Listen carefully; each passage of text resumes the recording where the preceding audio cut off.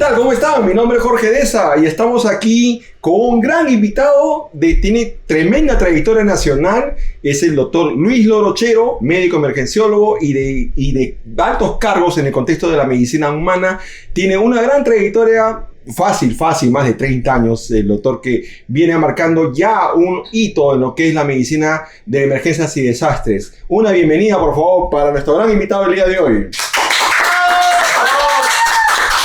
Doctor, ¿cómo está? ¿Qué tal? Bien, Jorge, un placer, verdaderamente es un placer compartir micrófonos con alguien que comparte la misma pasión que nosotros. La medicina de emergencia es algo muy especial. Como solemos decir, no es para todos, es para aquella persona primero que se sensibiliza ante el dolor ajeno. Esa es una primera condición para que nosotros podamos hacer emergencia, porque dejas a tu familia lejos, dejas a tus hijos expuestos, dejas tu casa, todo lo que tienes, abandonados por acudir a lugares que no conoces, ¿es cierto? Donde hay comida que no sueles consumir, donde hay condiciones climáticas diferentes, entonces tienes que estar sensibilizado para ayudar a la gente que pasa momentos de dolor y de tristeza. Que sabes cuándo vas, pero no sabes cuándo regresas. Ese es otro de los temas, ¿no? Esto de repente suena un poco duro o un poco vulgar. Decíamos que los que hacemos emergencias y desastres tenemos dos condiciones, o tenemos una de las dos condiciones, o de repente tenemos una mezcla de ellos. ¿O eres idiota? ¿Por qué? Porque tú sabes cuando estás yendo hacia ese, o eres loco o eres idiota o imbécil. Porque tú sabes que cuando estás yendo hacia las zonas de desastre y miras hacia atrás, ves a tu familia, ves a tus seres queridos, ves a tu propiedad que las estás dejando expuestas de lo que pueda suceder. Me sucedió a mí el año 2007, cuando iba rumbo a Pisco y decía, oye, claro. y si pasa algo en mi casa, ¿quién va a ayudar, no? Me pasó, yo el día siguiente a las 6 de la mañana estábamos rumbo a Pisco también. Eso fue a las 8, 7 de la noche. Fue 6:47 de la tarde, yo a las 7:30, 8 estaba yéndome ya rumbo a Pisco con un equipo de médicos, pero te digo, si no lo hacemos nosotros, ¿quién lo va a hacer? ¿No? Sí, y llega un momento de repente, quizás me puedas dar la razón, llega un momento en que uno tiene tanto bagaje que ya no tiene miedo a lo que se va a enfrentar. Quizás la aventura es lo que te hace pensar qué me voy a encontrar, pero ir con un temor, un pavor, ya no existe. Mira, yo personalmente no tengo miedo, más que o sea, el hecho de tener miedo a lo que te vas a encontrar, no, sino más miedo a lo que estás dejando. Exacto. Y segundo es de que estás consciente de que alguien te necesita. Y que estás yendo de repente a una sobreexposición de que a ti también te suceda lo mismo.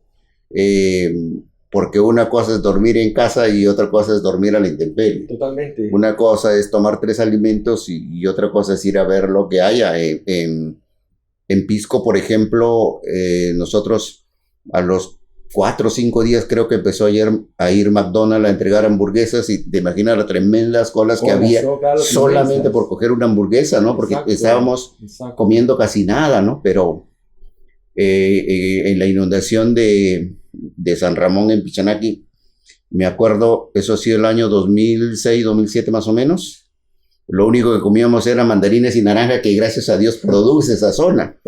El 97-98 en la inundación de Ica, que fue en enero, 26-27 de enero. Afortunadamente era la época de producción de uvas, entonces comíamos uvas. Entonces hay cosas que de repente quienes no están en esas circunstancias, ustedes que hacen prehospitalario lo conocen, pero para el resto de la gente no es algo común. Sí, imagínate irte a 5.000, a 6.000 metros. Yo recuerdo haber ido a la Rinconada en las zonas altas de Puno a 5.000 metros o a Pucallpa a 38 grados. Entonces, sí, hay que estar loco, ¿no? Hay que estar loco. Un poquito. O lo otro. O cualquiera de las dos cosas, pero hay que estar en algo, ¿no? Estar loco. Sí, entonces...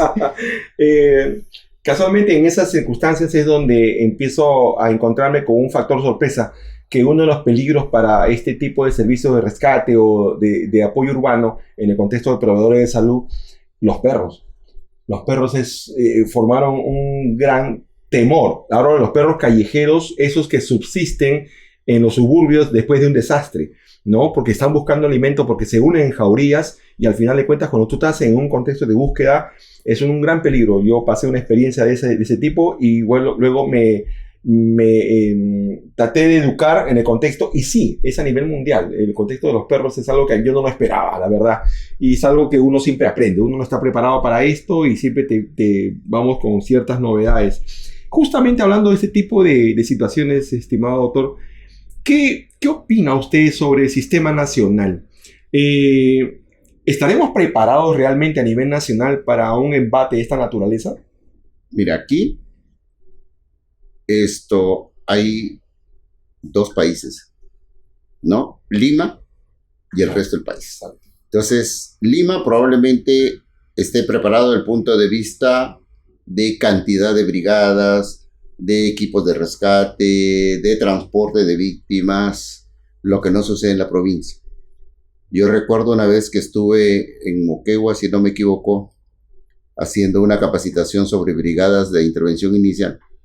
Y alguien me hizo una pregunta que me dejó sin respuesta. Y me decía, Lima está preparada para ayudar al interior del país.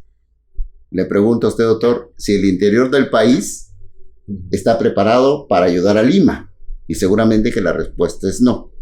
Lima tiene el gran riesgo de quedarse aislado. Y le explico por qué. Primero, que de la zona del centro del Perú, de donde vienen las frutas, claro, tiene una sola entrada, que es la carretera central. Si se bloquea la carretera central, no hay forma de que ingrese, y lo hemos vivido a raíz de los fenómenos del Niño que hemos tenido. Los costos que suben. Los costos, claro, la violencia social. Por el otro lado, que tenemos la Panamericana Sur, de donde viene la producción de Ica, viene la producción de Arequipa, tenemos solamente la Panamericana Sur. Y también lo hemos vivido a raíz de los conflictos sociales. Si se bloquea esa zona, también Lima se queda aislada. Por el norte tenemos el Pasamayo, que es una zona de altísimo riesgo por el derrumbe y toda la cosa, también se queda cerrado. Y por la vía aérea, que podría ser una salida, alternativa, tenemos solamente un aeropuerto en Lima, ¿verdad? Que es el aeropuerto Jorge Chávez. No hay otra forma de recibir ayuda. O sea, si sucede algo en el aeropuerto Jorge Chávez, ¿y en el surco nos quedamos en el lado. El de la Fuerza Aérea del Perú podría estar habilitado. Y esas cosas se dan primero, que el aeropuerto de la Fuerza Aérea es un hospital militar. Es un aeropuerto militar. Claro, es un militar. Claro. Y que por razones de seguridad de Estado no se puede abrir así libremente, ¿no? Entonces hay que tener en consideración eso, porque tenemos la División Aerotransporte del Ejército, que también tiene, la División Aérea de la Policía Nacional, que también tiene aeropuertos, pero que por razones de seguridad no pueden abrirse así nomás. Claro, tienen que estar limitados a su... Claro, salvo que estemos en una catástrofe, que sí, ya las consideraciones son otras, ¿no es cierto? Entonces, pero Lima, como te digo, Pasamayo, carretera central, Panamericana Sur y aeropuertos, y eso deja bloqueada Lima.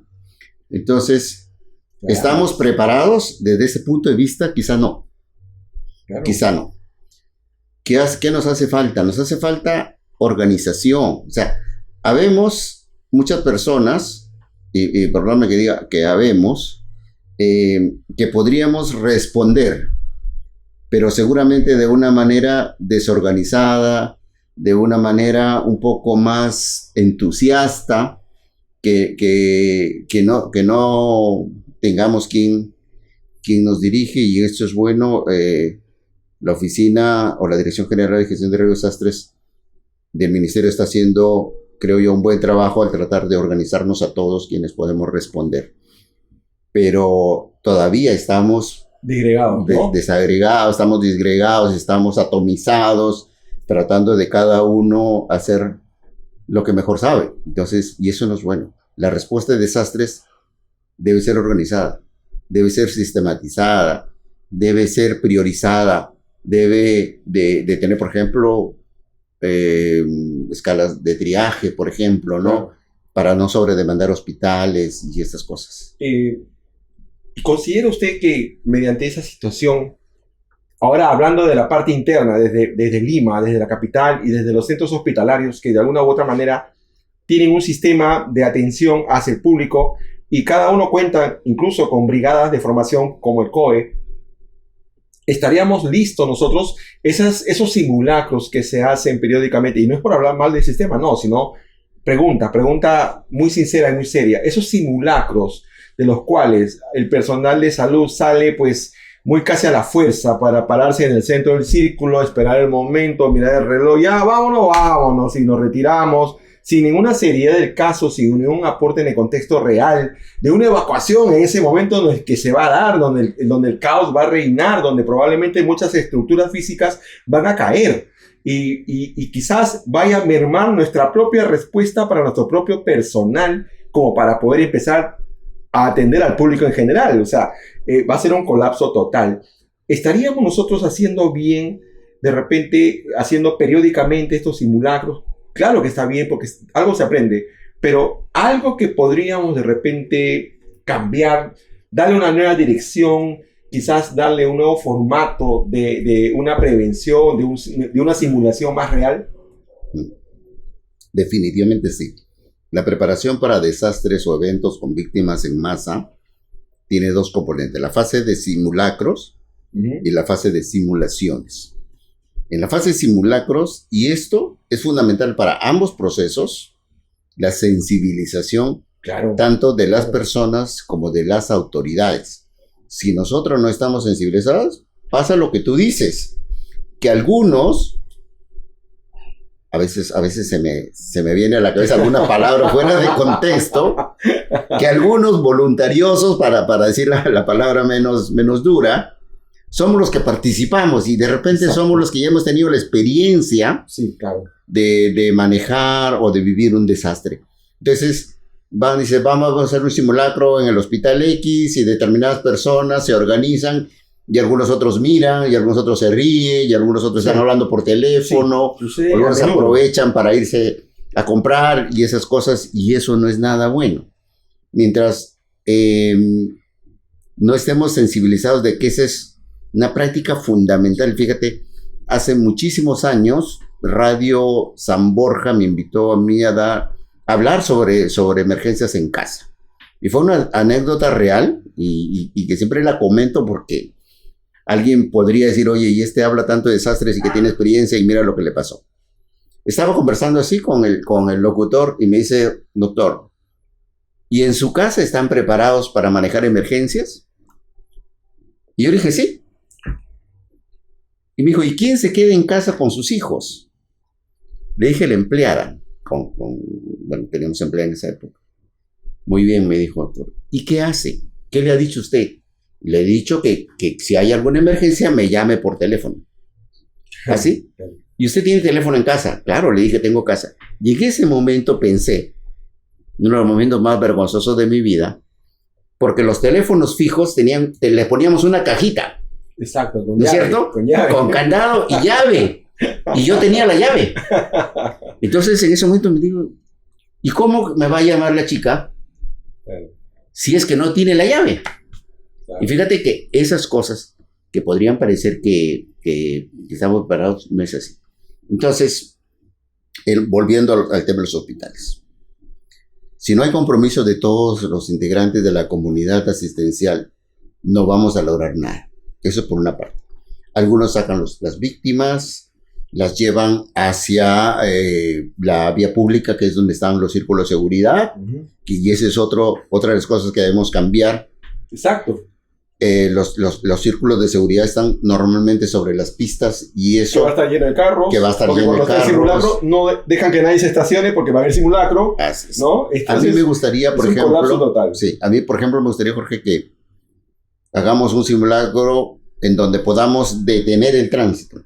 O por lo menos desviar el tránsito de los centros asistenciales, porque cuando hay un simulacro se forma un pandemonio que nadie lo desata, eso, ¿no? Y nosotros hemos vivido desastres y sabemos cómo es esto, ¿no? Es una situación de estrés tremenda, ¿no? Esto, sí, es un colapso total, la gente no tiene idea.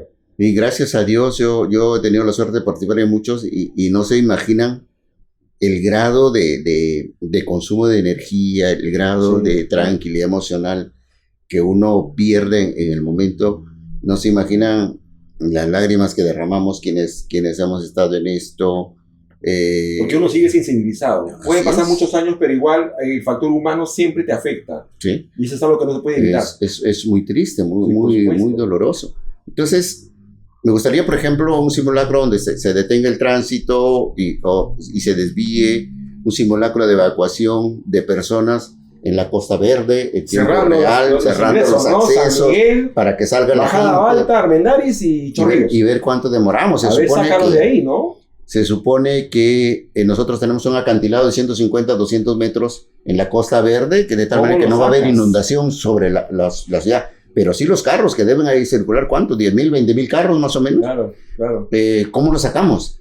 Porque ustedes saben que cuando empieza a retirarse el mar, más o menos tardan entre 10, 20, 17 minutos exactamente es lo que tarda en venir el tsunami. Estamos hablando de 50,000 personas aproximadamente como número mínimo en ese rango de la Costa Verde. Son 50,000. Estamos hablando de un estadio lleno. Sí. ¿Cómo lo sacamos? ¿Cómo lo evacúas en ese tiempo? Así es. El terremoto de 1746 que se produjo en el Callao trajo unas olas de 21 metros de altura. Llegaron hasta la avenida Fawcett. Llegaron hasta Carmen de la Legua. Carmen de la Legua, ¿no? Y esa es la historia de Carmen de la Legua, ¿no? El distrito Carmen de la Legua se llama así porque primero le rinde homenaje a la Virgen del Carmen y segundo porque desde el Mar de la Punta hasta el distrito hay una legua. Mira. Entonces algunos no conocen esto. No lo sabía. Entonces eso me lo dijo un hermano bombero y que me preguntó, me dijo, ¿no sabe usted por qué se llama Carmen de la Legua? Le dije, la verdad que no sé, ¿no? Me dijo, porque entre el Mar de la Punta y el distrito hay una legua, por eso se llama Carmen de la Legua, en homenaje a la Virgencita del Carmen y a la legua que hay de distancia ahí. Y hablamos de los simulacros. Y lo otro es las simulaciones. La simulación es la parte donde los funcionarios y los tomadores de decisiones se reúnen. Estamos los dos, tú eres el director, yo soy el jefe de mantenimiento y de repente viene alguien y me dice, doctor, ¿sabe qué? Se apagó el motor. Entonces, los dos vamos a ver, ¿y ahora qué hacemos? Entonces, yo le voy a decir, señor director, el motor se apagó. Entonces, alguien tiene que decirme, bueno, vamos a contratar un nuevo motor. ¿No es cierto? Vamos a ver quién lo trae, porque en circunstancias de desastres no hay. Planes de contención. Entonces, tienes que, o hay un amago de incendio, o un incendio en el segundo piso, en el sótano, y no hay agua. Entonces, factor. Todas esas situaciones lo tienen que aprender los tomadores de decisiones, los directivos, en una mesa que son los denominados ejercicios de simulación. Si nosotros no nos involucramos tanto los operativos como los tomadores de decisiones, probablemente no podamos manejar adecuadamente los desastres. ¿La utilización de los EDAM sería suficiente? La evaluación de daños y análisis de necesidades, aunque dicen que lo puede hacer cualquier persona que esté capacitada, es necesario que estos estén bien capacitados. ¿Por qué? Sí, es cierto. Porque el punto fundamental de los EDAM es que tú vas a decir si el edificio sigue operativo o no. Exacto, el cálculo también. Entonces tú vas a ir y mirar si es que la rajadura tiene determinada profundidad, determinada longitud, si la estructura del techo, si tal cosa. Y tú vas a decir, ¿sabes qué? Según el ADAN inicial, este establecimiento de salud todavía puede seguir operativo. Y si no eres un experto, una persona capacitada, puedes cometer el riesgo de que después colapse. Colapse el edificio. El terremoto de 1987 en México trajo la muerte de mucho personal de salud porque ingresaron al hospital después de antes de que colapse. Entonces, hay cosas y decisiones que se deben de tomar con conocimiento y con capacitación. El EDAM es una parte muy importante. ¿Debemos manejarlo? Sí, debemos manejarlo, pero recordemos que de eso depende si es que evacuamos pacientes, si es que regresamos a laborar y otras cosas, sí, ¿no? Sí, concuerdo con eso. Y en cuanto a las simulaciones, ¿qué cree que nos falta? A ver, yo soy un funcionario del Estado y nos falta compromiso. O sea, en un ejercicio de simulación, pues nuestras autoridades no pueden estar declarando a la prensa, en primer lugar. Claro.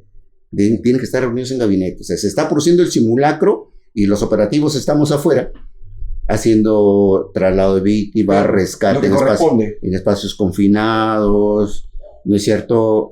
Brigadas de salud mental, que es otra de las cosas que tenemos que estar, que tenemos que preparar.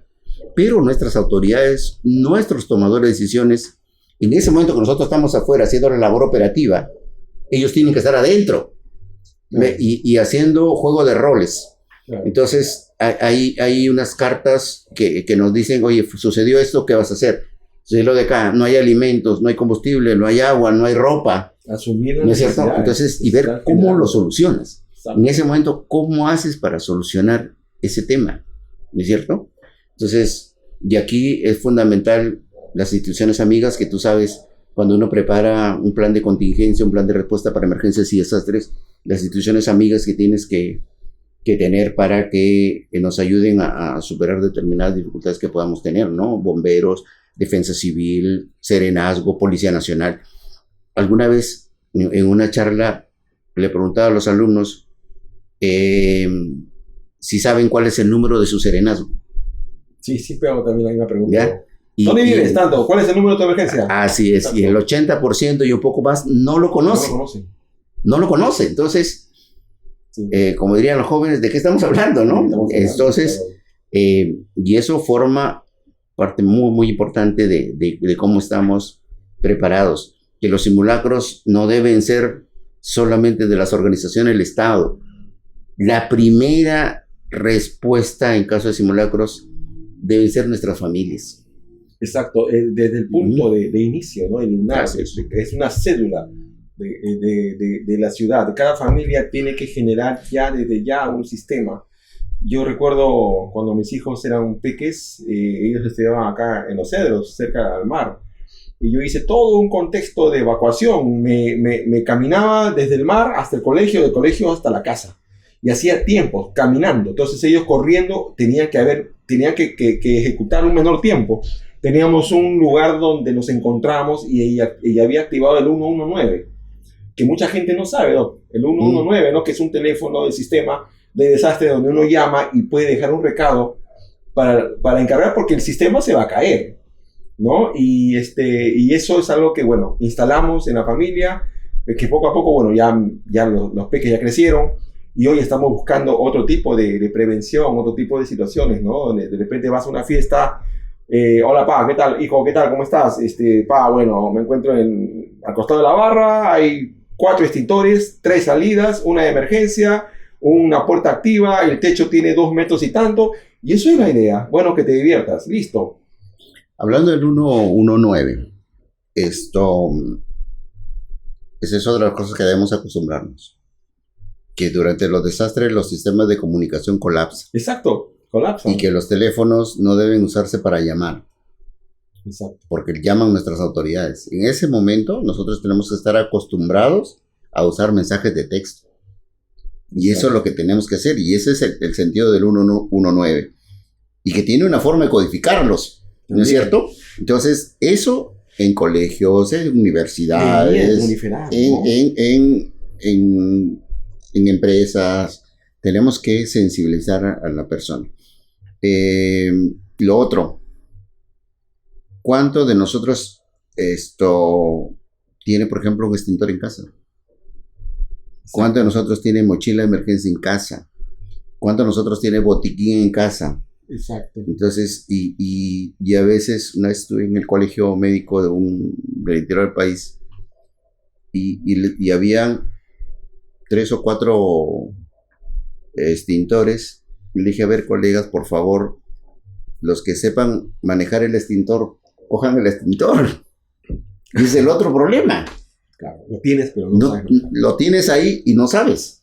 O no sabes para qué cosa es un PQS o un gas carbónico. Así es. ¿no? O un acetato, en las cocinas, ¿no? industriales, Exacto. capacitarlos. El de potasio, qué sé yo. así es, saber distinguir o saber elegir qué tipo de extintor vas a poner dependiendo en una cocina donde hay gas, donde hay mucho fuego, en una fábrica de pinturas, donde hay equipos electrónicos. Así es. En los laboratorios, por ejemplo, a ver, estos cilindros de arena, sacos de arena, porque hay unos amagos de desastre que tienen que ser controlados, por ejemplo, con arena, y entonces eso hay necesidad de comprometer a la población a que esté preparada. ¿Por qué? Porque nuestro país es un país altamente en riesgo de desastres. O sea, no estamos en un anillo bastante delicado. Así es, el famoso anillo de cinturón de fuego del Pacífico, que no solamente genera terremotos. Decimos 1746, primer terremoto que tengo conocimiento, no viví en esa época, pero 1746 el primero, ¿no es cierto? El terremoto de la zona de la región Ancas de 1970, 31 de mayo de 1970. Con el desbloque que se cayó. 69.000, 72.000 muertos. Tremendo, el deshielo del bloque del Nevado Huascarán. El aluvión de Yungay, Ranraírca y estas zonas. Tenemos que concientizarnos, tenemos que aprender de nuestras experiencias, aprender no para criticarnos o para culparnos mutuamente, sino aprender para seguir avanzando. Tenemos fenómeno del Niño, tenemos que año a año sequías, ¿sí? Tenemos sequía, fíjese. Ahorita está empezando a llover, una temporada un poco inusual de lluvias en la sierra de nuestro país, pero ya estamos preocupados por Chosica, estamos preocupados por Chaclacayo y empezamos a descolmatar ríos cuando eso deberíamos hacerlo en octubre, noviembre, ¿no? Y la mayoría dice, pero ¿y si no sucede? Y esto es como un seguro contra el cáncer, ¿no? No sucede. ¿No es cierto? Claro. Un seguro contra el cáncer, tú lo tienes pidiéndole a Dios que no te dé cáncer. Pero tienes tu seguro. Exacto, y si te da, bueno, ahí está. Ahí está. Entonces es igual con el manejo de desastres. Hay que descolmatar los ríos. Fíjese, si uno conoce Quito está a una altura de más o menos 3.500 metros y abajo hay una zona que se llama San Andrés. Y llueve en Quito. Llueve. ¿No es cierto? Y no pasa nada. Y no pasa nada. No se inunda San Andrés. Ese teleférico es tremendo, ¿no es cierto? pero todo está bien saneado, todo está bien generado. Así es. Entonces, en algunos ríos... Y ellos, yo le preguntaba... ¿Y esa caída, Doc? Estamos hablando de, ¿qué? ¿150 metros? Sí, ¿no? Por lo menos. Claro. Por lo menos. Claro, tremendo. Entonces, estábamos en Galápagos, me acuerdo, el 2005, 2006, estamos en la isla de Galápagos, en ese fenómeno del Niño que hubo, haciendo el plan de preparación de las Américas. Y le decía, ¿por qué nos inundan? Y me decía, muy fácil, pues, porque nosotros descalvatamos el río para abajo, perdón. Claro. Sacamos la tierra. Y yo, me acordaba y decía, en Perú... no sacamos la tierra, sino los puentes los hacemos más arriba, cada vez más arriba, ¿no? Entonces, hay cosas que... Y ojo, no estén pendientes. Ellos sí tienen una gran caída. San Andrés y Quito es una zona espectacular, ¿no? Para aprender cómo se manejan los Quito es una ciudad hermosa. Yo fui en 2019 a un congreso justo de Red Américas y ahí es donde conozco la ciudad, conozco gente muy linda de Ecuador. Y la verdad que sí, incluso su sistema ECU 911, ¿no? También que es un gran sistema de atención prehospitalaria allá en Ecuador. Y la verdad que un gustazo haber estado en ese lugar. Justo hablando, estimado doctor, de este tipo de sistemas. Usted que ha viajado y que para viajando siempre en representación de nuestro país, en congresos multidiversos que se dan en toda Latinoamérica, que... se dice que las comparaciones son odiosas, pero ¿qué sistema de Latinoamérica a usted le parece increíble como para poder emular? A ver, uno de los sistemas que funciona porque está sectorizado, y no me refiero a sectores operativos, sino a sectores de ciudad, es Colombia. Colombia, ¿no? Colombia funciona. Te comentaba, por ejemplo, el simulacro que se hizo en Bogotá hace como 10 o 15 años Un simulacro espectacular en condiciones reales, con bloqueo de carreteras, con incendios reales, con movilización de brigadas del exterior. Fue un grupo de rescatadores de Perú hacia esa zona, con comunicaciones reales, con participación de OPS. Funciona muy bien. Ecuador también funciona muy bien, ¿sí? México, bueno, a raíz del terremoto de 1985. Claro, es que ellos tienen los valores bien puestos. Claro, ¿no? Ellos empiezan a hacer su medicina de emergencias a raíz del terremoto de 1987, 1987, septiembre de 1987. Y a raíz de eso hacen el Día del Simulacro Nacional esa fecha. Sí, pues. Y 2 o 3 veces ha coincidido que durante el simulacro hay terremoto real. Entonces ellos se han sensibilizado tanto, claro, que tienen una cadena humana de ayudarse mutuamente, ¿no? Si uno ve las noticias, se ayudan. O sea, ellos ya saben que ante la eventualidad tienen que formar parte activa de la defensa civil. Sí, tremendo sistema el de México. De hecho, un hospital cayó, ¿no? El cuarto. Claro, el Juárez se volvió primero. Exactamente, el Juárez cae en el terremoto de 85, 87. Colombia ha vivido el desastre de Armeros, del Nevado Ruiz, ¿no? Claro. Ecuador lo del Tungurahua. Entonces, experiencias hay muchas. México es una zona. España, ya yéndose al otro lado del charco, es otra experiencia bonita. Ellos han tenido no desastres naturales, pero sí consecuencias de los conflictos sociales con el ETA y claro, tienen un sistema de respuesta prehospitalaria muy buena, muy organizada, ¿no? Hablando del sistema prehospitalario, ¿qué opinión sobre el sistema prehospitalario desde la época de los 90s? Que veníamos, de repente, estábamos hablando de las anécdotas que hemos coincidido en muchas, y igual pasado con Carlos Malpica, igual pasa con el doctor, con varios médicos que hemos tenido aquí en esas experiencias. Santiago Valero, que también nos estuvo mencionando algo. ¿Cómo ha evolucionado para ti la atención prehospitalaria, si es que evolucionó?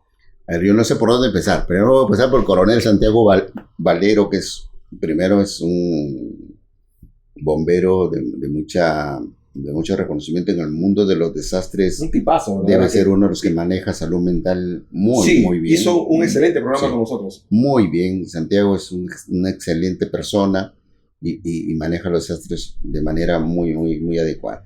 Tenemos también a Carlito Malpica, o al doctor Carlos Malpica, que él estuvo presente en Haití, en Chile. Sí, un tremendo gestor. Es un gestor de desastres. O sea, ministro Doc, ahí son. Brigadier, si no me equivoco, de bomberos, uno de los que debe manejar mejor desastres. Estamos hablando de Omar Gómez como uno de nuestros referentes en búsqueda y rescate en espacios confinados. Yo aprendí, de búsqueda y rescate sé lo mínimo, y es otra de las cosas, ¿no? Que debemos prepararnos para poder responder de manera adecuada. Yo me formé mientras fui joven, ahora de repente ya no puedo, pero cuando fui joven sí me preparé mucho. Tremenda promoción. Omar Gómez fue uno de los doctores que hizo la primera transfusión prehospitalaria en una situación de desastre que cayó, creo que fue un alud, y él generó todo un contexto. Me contaba personalmente cómo lo generó, y es algo muy emocionante saber que hay personas que siempre mirando hacia adelante, siempre mirando hacia el futuro y adelantándose a las situaciones. Él fue uno de los que hizo este detalle, y la verdad que fue todo un éxito porque el paciente sobrevivió. El único error de Omar fue que se hizo anestesiólogo cuando todos esperamos que sea emergenciólogo. Fue un error de Omar, pero bueno, en buena hora lo tenemos todavía con nosotros. Ahora, la atención prehospitalaria en nuestro país empieza por los años 90. Efectivamente, exacto. Cruz Verde es uno de los primeros sistemas de ambulancia Cruz que aparece claro que sí. En nuestro país. Después aparece Plan Vital, pero como iniciativa privada para el transporte de pacientes. Cruz Verde comenzó con clave médica. Con clave médica. Exacto. Con clave médica. Con clave y Cruz Verde, que si no me equivoco son los primeros que... De ahí vino alerta con Plan Vital. Que empiezan las atenciones prehospitalarias. ¿Tenemos insumo? Yo pienso que sí. Lo que nos falta es organizarnos y unificarnos. Ese es el problema, de repente, un tanto egoísta de muchos sectores. Bomberos responden muy bien porque primero están capacitados, tienen una logística adecuada, tienen un tiempo de atención buena. El serenazgo, por ejemplo, disponen de unidades, pero no tienen la capacitación para el manejo de víctimas, porque la atención prehospitalaria no es el famoso recoge y vuela. Es que ellos creen que es así, ¿no? O sea, ya ponemos una ambulancia, ya listo, ya está, ya tenemos. La ambulancia, no decía el maestro Daniel Alfaro, es para llegar rápido al sitio del evento, pero para llegar despacio a la institución de salud. Corres cuando no haces nada. Así es, tú pones las luces, pones la sirena, pones el pato cuando estás yendo a recoger, a ver a la víctima. Exacto. Cuando estás ahí, ya pagas todo. Entonces, y vienes lento porque... A velocidad crucero. Así es, porque las condiciones en que tú regresas con paciente, pues es atenta contra la acústica de la persona, vas a una velocidad inusual, vas a 100, 120, te olvidas de los huecos, la desaceleración genera un cambio radical. La aceleración, desaceleración es otro. Genera un cambio radical de 20 milímetros de mercurio. Si tú consigues 9,6 de presión y en el primer frenazo vas a bajar a 7,4, y si es un paciente tequeado, ya estamos con una presión intracraneal. Así es. Al punto más máximo, y esto va a generar lesiones de las que no va a salir el paciente. Así que eso de la velocidad es algo muy puntual, y nos lo dice un médico, un doctor que viene desde los años 90 generando esta especialidad y esta estructura de atención prehospitalaria, como no, y en desastres. Nos lo dice un doctor que tiene pues ya toda una vanguardia de conocimiento, y mira, y eso es un conocimiento que hoy por hoy tratamos de luchar siempre con la gente. No corras, se corre para ir. Así y al retornar, tienes que retornarlo estabilizado, hemodinámicamente estable. Porque si no, lo vas a estar ladeando y la hemodinamia va a alterar, y esto va a generar, obviamente, daño celular estructural del paciente.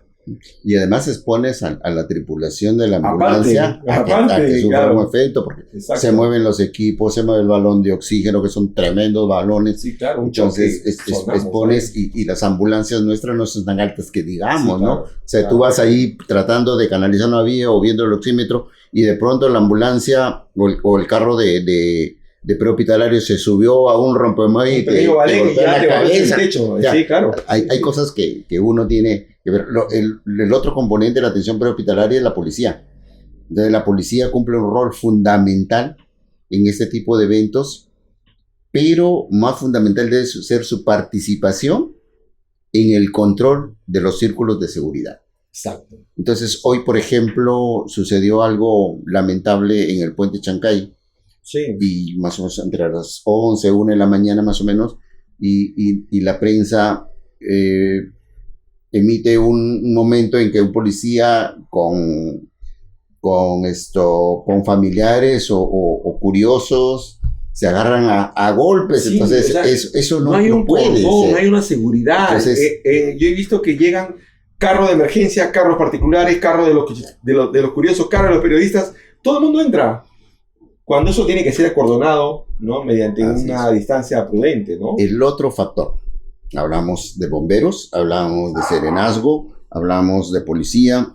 El otro factor fundamental, Jorge, son los medios de comunicación.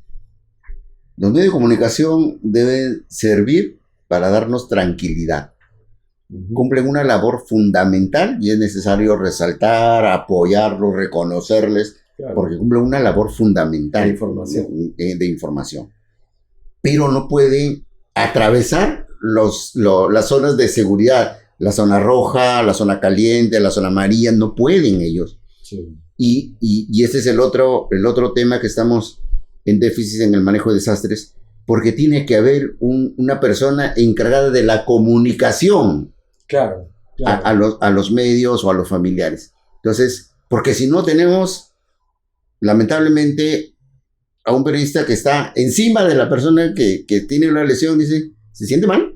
O sea, sí, claro, esas cosas, repito, los medios de comunicación son fundamentales, nos ayudan muchísimo, claro, pero a veces necesitamos espacio y necesitamos tranquilidad para trabajar. Totalmente, va a hacer daño porque van a interpretar a su manera la información, y el filtro va a ser diferido en muchas maneras de generar la información, pero ese paciente tiene familiar. Así es. Esas víctimas tienen familiares, tienen personas que obviamente están escuchando esa información y hay que generar un mejor filtro. Y esto se genera con un buen puesto de comando, ¿no?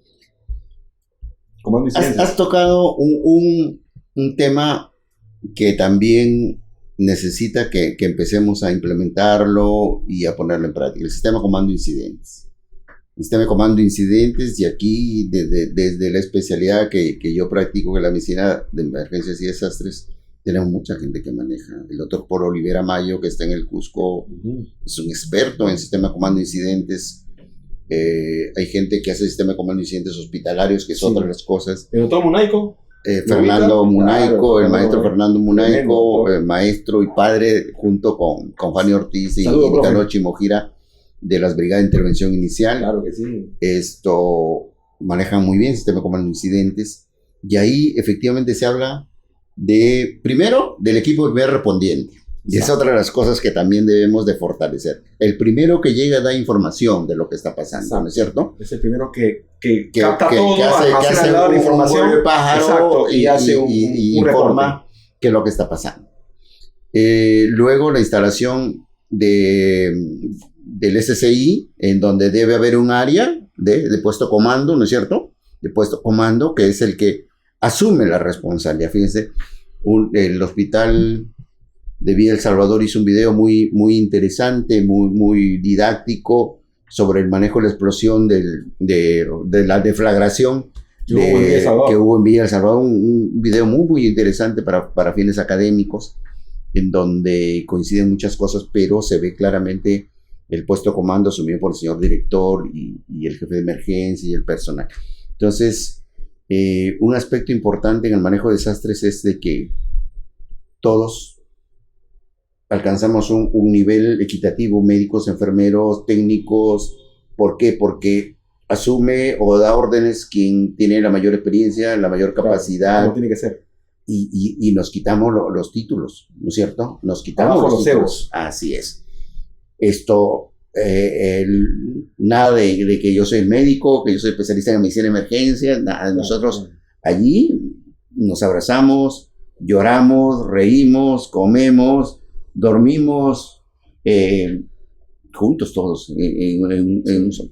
Y por eso es que empezaba la conversación diciendo que tiene que haber sensibilización, porque si no es nada. O sea, cuando hubo el H1N1 y mandamos a gente a Piura, algunos de ellos reclamaban porque no había ventiladores, por ejemplo, con el calor que hace en Piura.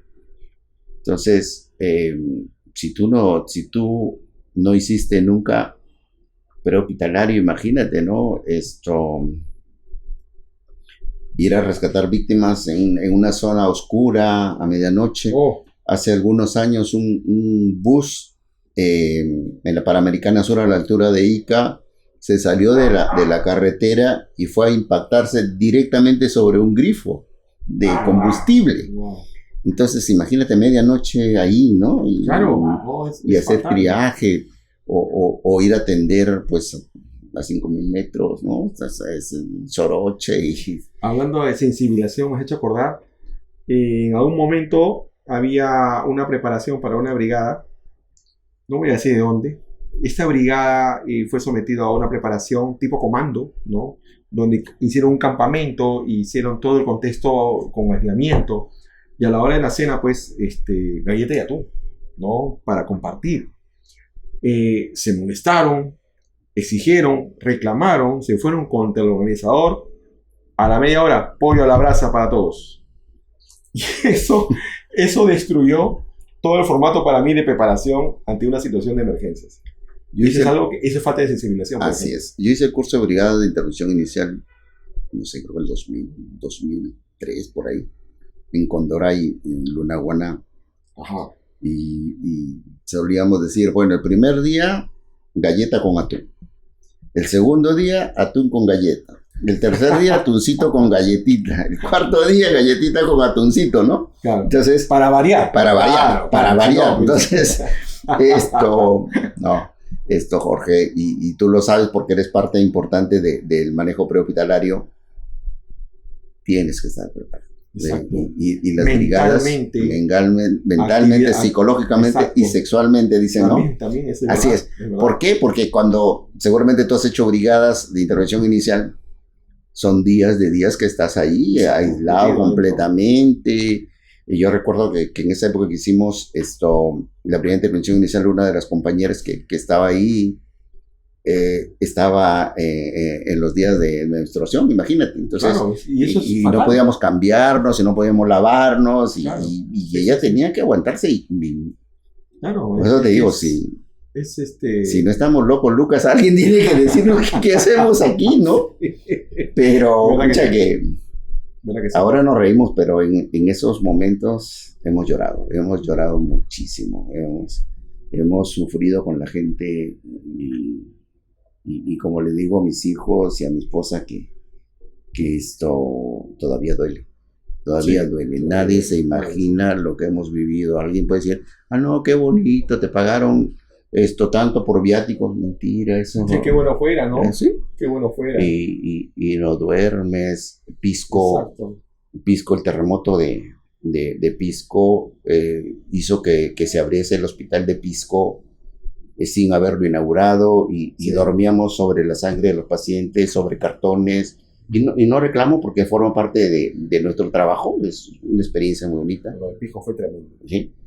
Pisco fue una experiencia para que inolvidable. Se hagan una idea. Seguramente cuando tú das tu dirección y alguien va a una reunión, te dice, oye, ¿cuál es la referencia? ¿La comisaría, o McDonald's, o la pollería tal, o el grifo tal, o el letrero tal, ¿cierto? Y esa es una referencia que está yendo para tu domicilio. Cuando tú tienes un trabajo, también estás más o menos en la altura del puente tal, la vía expresa, con el cruce con esto, la avenida tal, qué sé yo. Cuando exista un terremoto de este tipo, que ojalá pues no venga nunca, pero si viene, todo va a estar caído, todo va a estar abajo en el suelo. Las referencias no van a existir. Y cuando tú pretendas salir, no vas a tener referencia alguna para poder generar, a no ser que tengas un GPS satelital. Así que es mejor estar preparado, es mejor estar definitivamente contexto hospitalario. Si eres parte de un hospital, tienes que estar ya acostumbrado y proyectado a que si sucede algo de eso, pues no vas a ir a casa probablemente en 2 o 3 días, ¿no? Si no son 4 o 6. Así, y si estás improvisas más aún todavía. Así que eso de que voy a casa corriendo, eso de que si eres de los que salen corriendo a casa, seguramente lo has hecho ahora con esos temblorcitos que pues vas y sales corriendo, ¿no? En un terremoto no lo vas a poder hacer. En un terremoto te vas a tener que quedar, porque si sales probablemente seas la primera víctima en que eso suceda. Y quizás por ahí estamos en el detalle de los simulacros que quizás no alcanzan el realismo que se debe de contemplar, ¿no? Para poder estar realmente frente a una situación como esta, ¿no? Haití, un ejemplo de eso, ¿no? Haití se movió tanto que cayó todo. El terremoto del Biobío fue además que vino el mar. Así ¿no? es. O sea, encima del escombro vieron los yates, las embarcaciones, o sea que fue tremenda. Cuando uno va, de repente comete una imprudencia, pero cuando el común de la gente va a Huaraz, va al Huascarán y a Yanganuco y a otra laguna que se llama 69. Si no la laguna ¿no es cierto? Picón, creo que es laguna Pavón. 4.200 metros. Entonces, y es lindo. Sí, claro. ¿No es cierto? Yo fui para los 25 años del terremoto para los 50 años del terremoto de Yungay. No he ido a la laguna de Yanganuco. Y todo el mundo me dice, ¿por qué no has ido a Yanganuco? Entonces, pero sí conozco Ranrirca, sí conozco Yungay, sí conozco Carhuaz. Sí. Y ahí tú vas.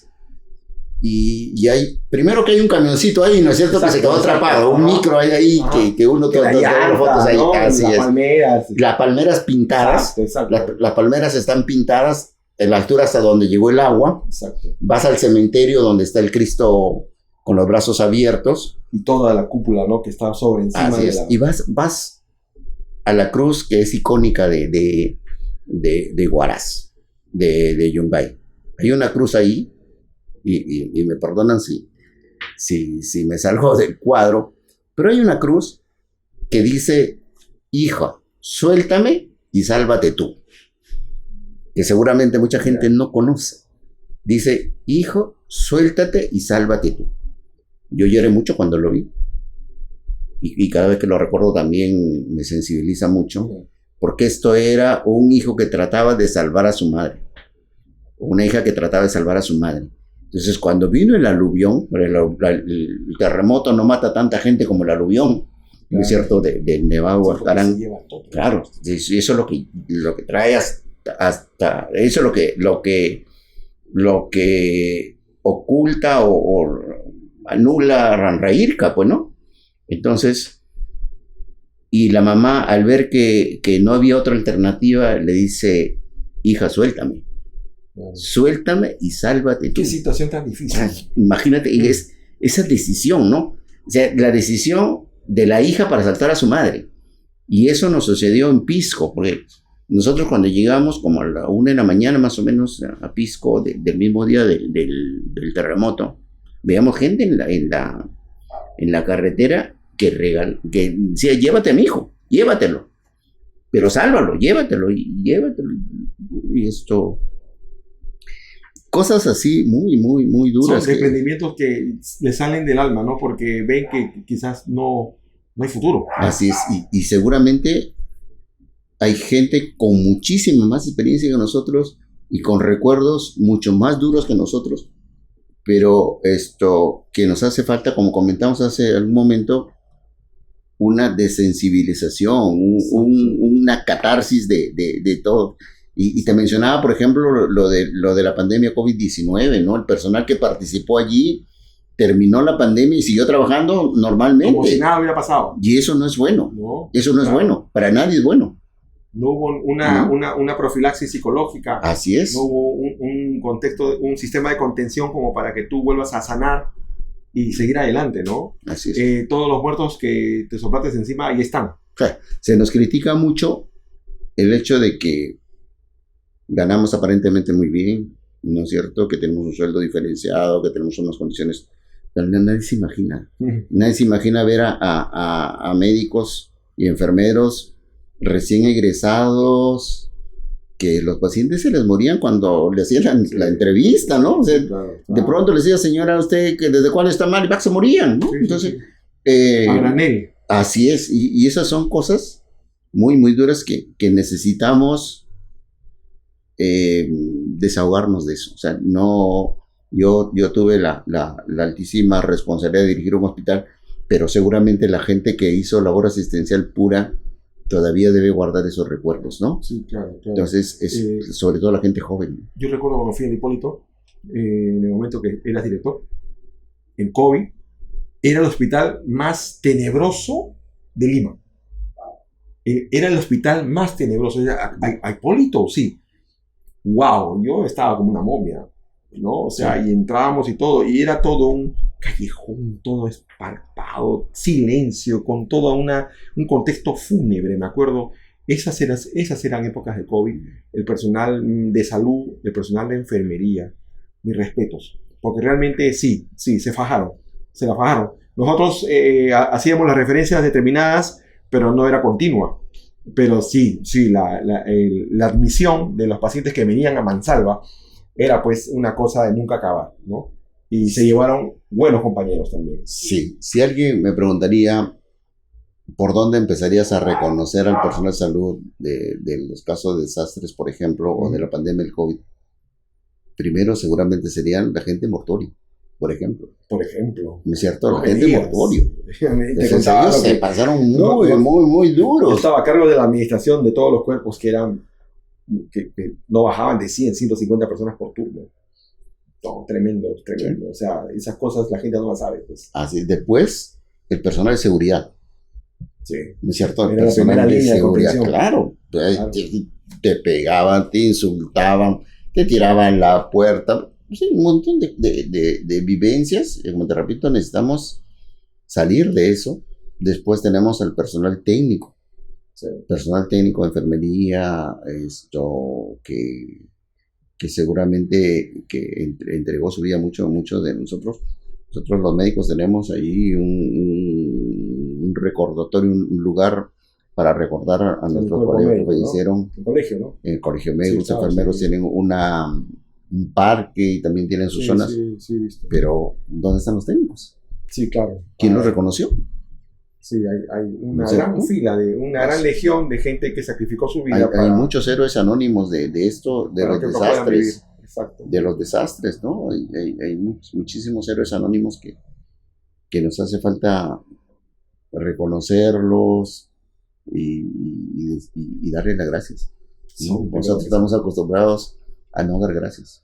Sí, ¿no? Creemos que es implícito, que esto es tácito, que es nuestra responsabilidad, verdad, claro, es nuestra obligación, nuestra responsabilidad. Es la idiosincrasia de nuestro Perú. Y alguien dirá, para eso les pagan, pero la universidad no te prepara para esas cosas, ¿no? No te prepara.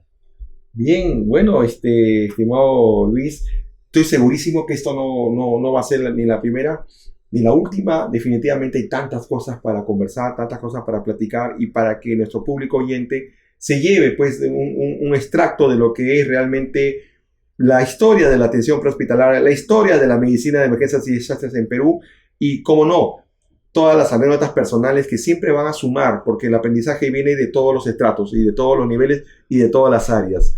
Así que nada, un gran saludo a todos ustedes. La disculpa del caso con Alfredo, pues Alfredo es una persona muy demandada en su trabajo y el hombre está ahorita en este momento fuera de Lima, está obedeciendo pues a entidades laborales. Así que nada, simplemente un saludo de parte de él y un saludo de parte de nosotros. Y esto fue Camino a la Emergencia.